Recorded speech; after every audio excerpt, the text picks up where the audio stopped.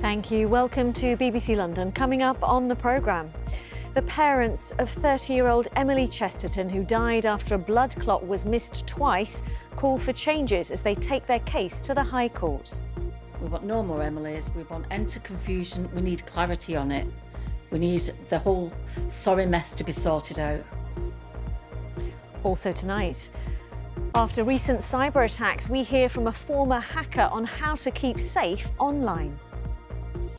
Plus, protecting endangered eels. We're out with volunteers monitoring them in the Thames. And picture London after 1,000 hours of drawing. We meet the self-taught artist behind this intricate piece of work.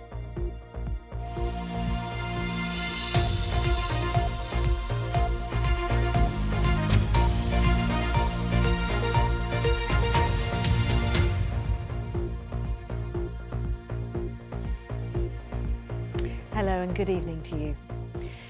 Emily Chesterton was 30 years old when she died after a blood clot was missed in 2 appointments with a physician associate at her local surgery. Physician associates, also known as PAs, are healthcare professionals with 2 years intensive training who work under the supervision of doctors. Her family say Emily believed she was seeing a GP. Today, they brought a legal challenge against the General Medical Council over the role of physician associates in the NHS. Gem O'Reilly reports from the High Court.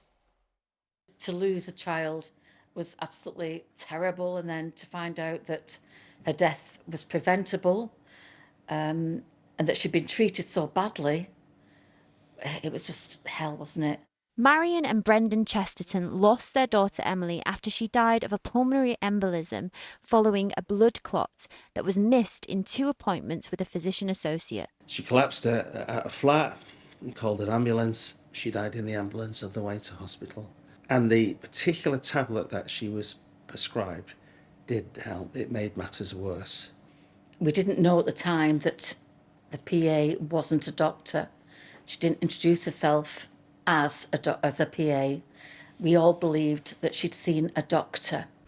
Our precious daughter Emily, a beautiful, kind, talented singer and actor with a wonderful future ahead of her, died in November 22. Now, 2.5 years later, they are taking the case to court to call on the General Medical Council to make the physician associate role clearer to improve patient safety. Physician associates and anaesthetic associates have been working in the NHS since 2003.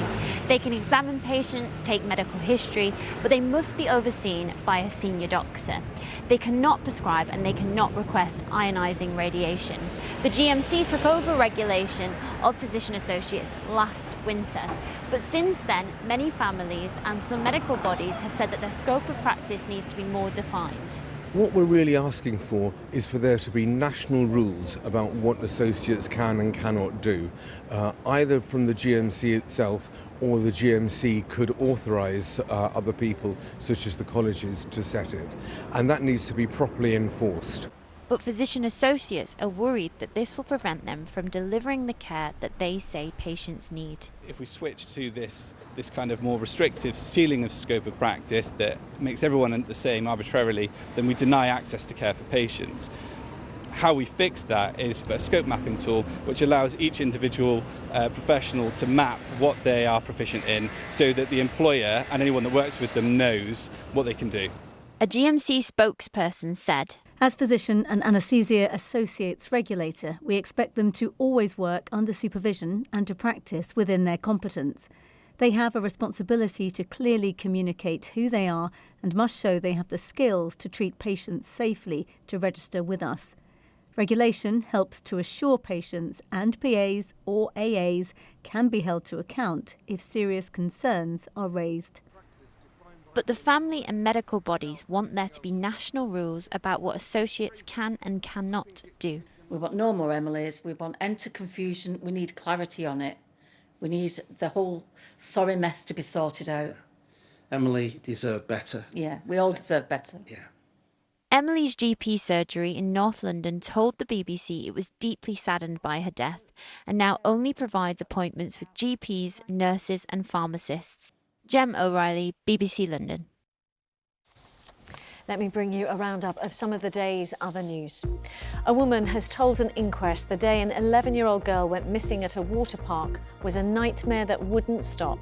Kelly Edwards was at a birthday party with her at Liquid Leisure near Datchet in Berkshire when Kyra Hill went missing and later drowned.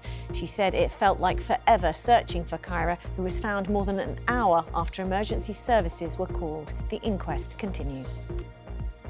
A group of MPs says the government can't be left to mark its own homework when it comes to following through on the recommendations made by the Grenfell Public Inquiry. The Housing, Communities and Local Government Committee has called for an independent public body to be set up to oversee progress on improving building safety. Police in Essex have found the remains of 37 dogs at an address in Billericay. 20 other dogs were also seized and are now being cared for. 2 men have been arrested on suspicion of fraud and failing to prevent unnecessary suffering to animals. And part of the M25 in Surrey was closed for most of the day, affecting thousands of people travelling to Heathrow and Gatwick. It's after a crash involving 2 lorries and an oil spillage happened between Junction 6 at Godstone and Junction 5 at around 4 a.m. 2 people have been arrested. Next, affordable housing targets in London are being cut. The Mayor of London and the government have agreed an annual reduction of more than 20%. Today's announcement comes after a week of warnings about the future of house building here in the capital. Our political editor, Carl Mercer, has a quick recap. Investment London needs. On a South London rooftop last Friday came a major U-turn from London's Mayor. City Hall's new position will be to actively explore the release of parts of London's green belt for development. It was, he said, a reflection of how things had to change for London to be able to deliver the homes it needs.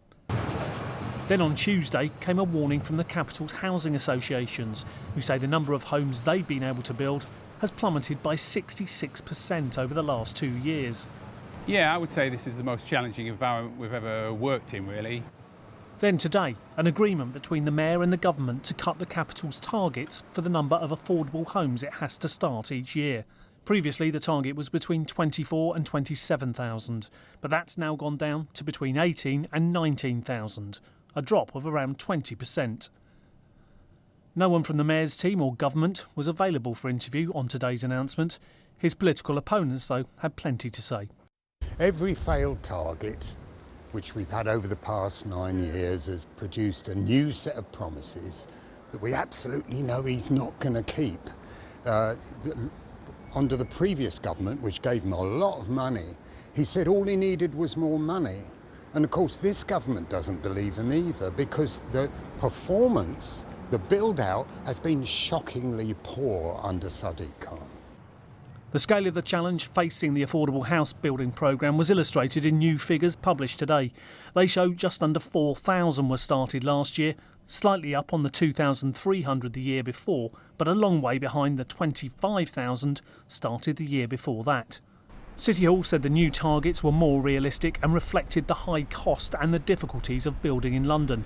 The government told us it was determined to deliver the biggest boost to social and affordable housing in a generation, and said it expected the Mayor to take all possible steps to build thousands more affordable homes.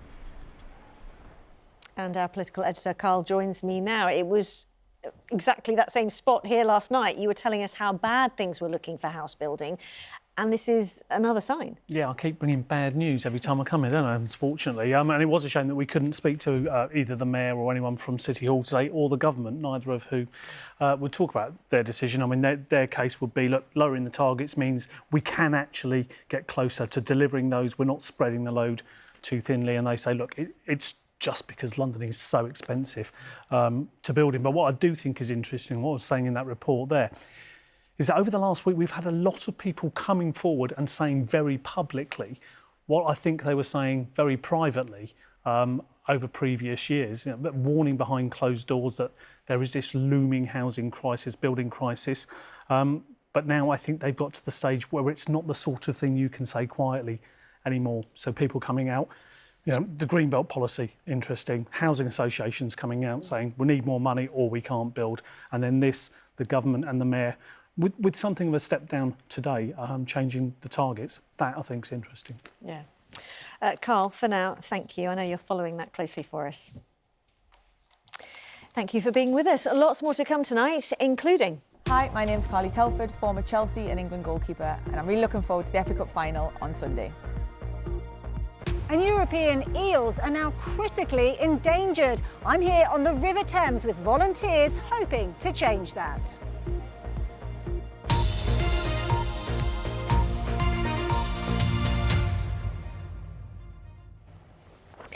Now, recent cyber attacks targeting retailers, including M&S and the Co-op, have prompted further questions over how safe our data is online. The hackers paralyse web operations, steal customer data and hold companies to ransom. So what can we as customers do to protect our personal information and data in an increasingly online world? Matt Graveling has been finding out. Thousands of us fill London streets on a daily basis. We spend our cash on everything from clothes to coffee and cake. While physical stores remain important, it's now the online world where business and brands communicate with customers, asking us for our personal details so they can keep in touch. But as Marks & Spencer experienced this week, that can be very valuable to hackers. It has a high value in bulk. So if you've got a whole bulk of data, one, I'm going to ransom the company I stole it from, and two, the value is I'm going to sell it on the dark web. Glenn Wilkinson is a former hacker and now gives talks on how attackers operate and how to defend against them. That's a little bit worrying because I think that the general public is almost desensitized just because it's so commonplace these days. It's, oh, my data's out there. Oh well, so what? I've been breached 10 previous times from other data breaches. What's the risks to me? I don't really care. And it's not just Marks & Spencer, who last night emailed customers saying that none of their payment or password details had been stolen. Earlier this month, the Co-op was also hit by a cyber attack and saw low stock levels after they took their ordering system offline. Last month, the major London department store Harrods was also hit. And in 2024, Transport for London customers experienced difficulty in accessing their account details. And recently, Hackney Council told us that 5 years on, they are still experiencing problems following a cyber attack in 2020. Marks & Spencer say customers will be prompted to reset their passwords for extra peace of mind. The Co-op said they are taking steps to bring their systems gradually back online in a safe and controlled manner. But what should we do to stay safe online? It's about making sure that we don't give up any extra information. So if we get that email requesting you to, say, click on a link and fill out a form, we need to sit back and think, really, is this the genuine article? Go to the actual website that you are familiar with and don't check out these inbound emails and text messages, and don't give up any extra further sensitive information if requested. So that's how we can keep safe. But how safe are we? Former hacker Glenn and I took a walk to find out. Do you use the same password for all your accounts? No, I don't. No, okay. I do try and vary them a little bit, yes. So you have a different password for all your logins? No. No. So you reuse the password for a whole bunch of different websites? More or less, with a little bit of change here and there. How safe do you feel online? Oh, if you assume you're safe online, you're fooling yourself.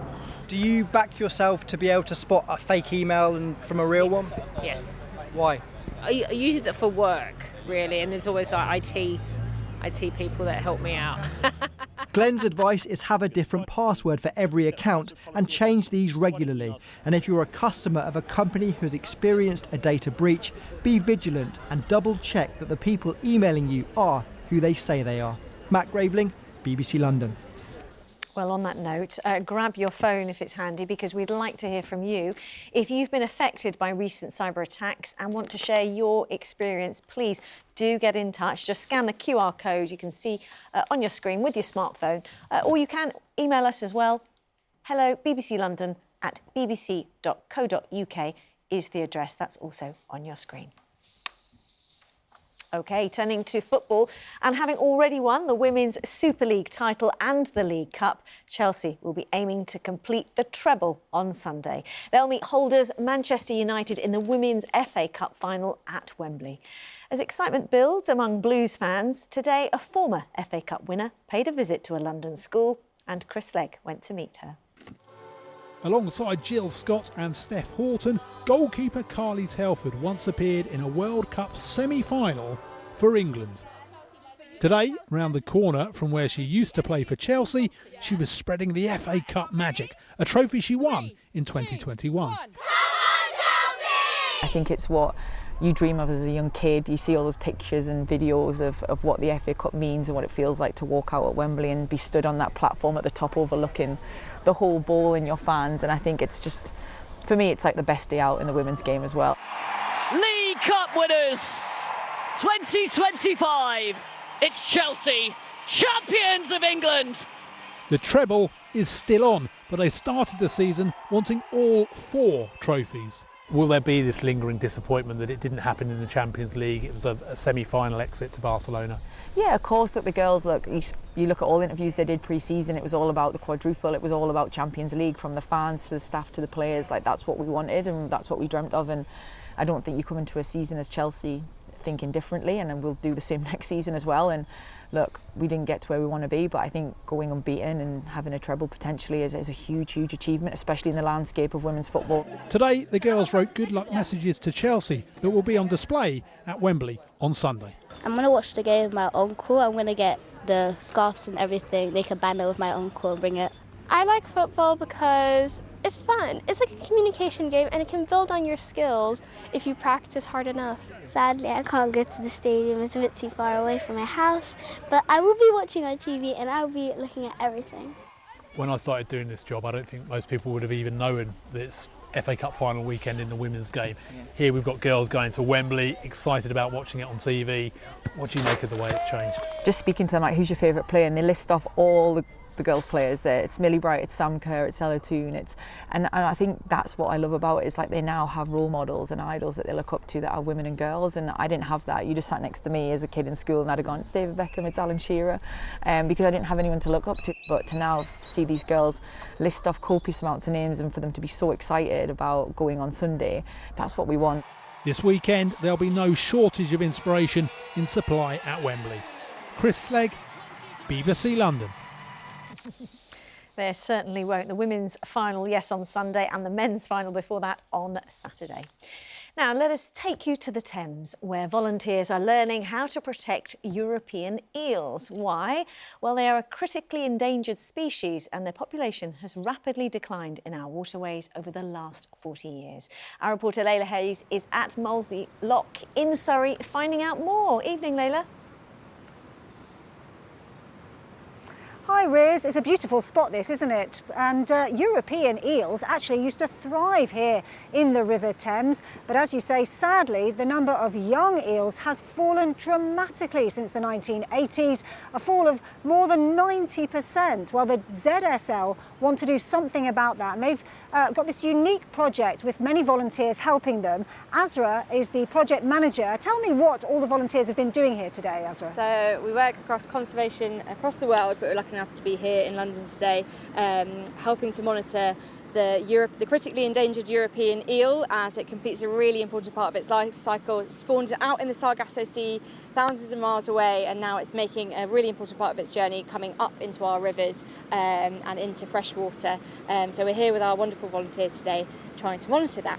And why is the European eel critically endangered? A whole host of different problems: climate change, poor water quality, barriers, like we've got a really big one here today, so barriers to their upstream migration, poor habitat, and lots of changes that we've made to the rivers that don't necessarily agree with their life cycle. But I know the volunteers are crucial to this project, and Jonathan, you are one of the volunteers. You've been doing this for about 6 years now. Why did you want to get involved? I've always been fascinated with the life of the eel, and I started off in the River Crane doing some monitoring there, and then came and started monitoring the eels coming up the river here at the Molesey. And I think it makes a difference. I mean, we're small cogs in a big chain of volunteers, but it all goes into like a big data set, European data set, so you feel like you're doing something important. Yeah, you feel like you're really making a difference. You really couldn't do this without the volunteers, could you? 100% we couldn't. We've trained over 1,000 volunteers just for this project alone, and citizen scientists, our trained volunteers, are honestly the heart of all of this work. We get an amazingly robust data set that really helps inform policy around European eel, and yeah, it's also just great fun and really gets people connected with their local freshwater habitats, and it's just, yeah, really amazing that so many people want to be involved. And a good chance to meet people, I imagine. Yeah, it's good. I mean, it's a nice social friend. We go for tea and cake afterwards. But no, it's good, and a lot of people have the same interests, and we do other volunteering, river monitoring and things like that. So, why eels, Jonathan? I don't know, they're fascinating creatures. I mean, the life cycle is really, unusual, and you think you're doing a little bit, when you sort of monitor them and you take them upriver a bit, so you're doing it, helping them upriver, helping them on their way. Okay, and Azra, obviously, if people want to get involved, just go onto your website. Yeah, ZSL.org, volunteer with us. If you don't want to volunteer and you can't be out and about, then there's loads of other things that you can do, even just a walk by your local river, engaging with it, and championing the European eel. Well, thank you very much, both of you. As Azra says, there are more than 1,000 volunteers doing this now, and this wonderful project is going to last from now until September. Thanks, Layla, and a lovely evening for it too. And of course, we'll have a full weather forecast for you in just a moment. But first, I want you to meet a Londoner who's had a passion for drawing since childhood. And after spending years experimenting with different styles and subjects, self-taught artist Jack Nolan now specialises in drawing cityscapes and landmarks using really fine liner pens. You can probably see where I'm going with this. Yes, his latest project was to capture as much of central London as possible, and it's taken him 1,000 hours over 10 months. I asked him earlier how it felt seeing it on our big screen. Quite strange, so I'm used to seeing it on the desk in front of me, drawing on it. So seeing it sort of on the big screen like this is obviously really exciting. Yeah, wonderful really to sort of see it like this, so yeah. Do you want to point out a few of your favourites? I mean, I can see the London Eye straight away. Yeah, there. I think some of my favourite landmarks that I actually drew would be obviously St Paul's Cathedral, the Shard. I actually really loved doing Elephant and Castle because I managed to hide in the little statue as well in there. Oh yes, actually if we look really close. So I thought it was fun to try and hide in little details like that sort of throughout the drawing. Obviously, again, like the elephant. There's a London bus as well on the bridge. Oh. And yeah, so... I've just noticed the London bus on the bridge. Why did you decide to do it? Well, it was really a way of trying to sort of challenge myself. I've done lots of other drawings of London in the past, more sort of street view scenes and one from the Sky Garden, but they were more sort of realism based. And I sort of wanted to challenge myself, sort of make it bigger, sort of have all the landmarks in, sort of have all the different areas of London as much as possible, sort of accentuate those. A lot of them are sort of emphasised in scale and just sort of try and create something that's a little bit more sort of fun and playful in style. And it certainly is. I mean, the detail is so meticulous. Were there any mistakes or smudges? I don't think there was too many. I think around a couple of the glass skyscrapers, because they're so precise, obviously, with the line work and stuff, there might have been a couple here and there, but generally I was, sort of planning it out so much, sort of we're drawing in pencil first and then sort of going over in the pen. By the time pen went to paper, it was sort of already planned. What do you copy it from? A photo, moving images? Yeah, so obviously when I first started this, I had to use a lot of Google Earth to plan where everything was going to go, sort of drawing out in pencil, getting the bridges on in the river, and then sort of marking out the roads, all the different landmarks, but generally using Google Earth, Google Maps, and some of my own photos. Obviously living in London, I sort of see a lot of this stuff day to day anyway, so... Yeah, as a Londoner, it really is fabulous to see. What was the most challenging part of this?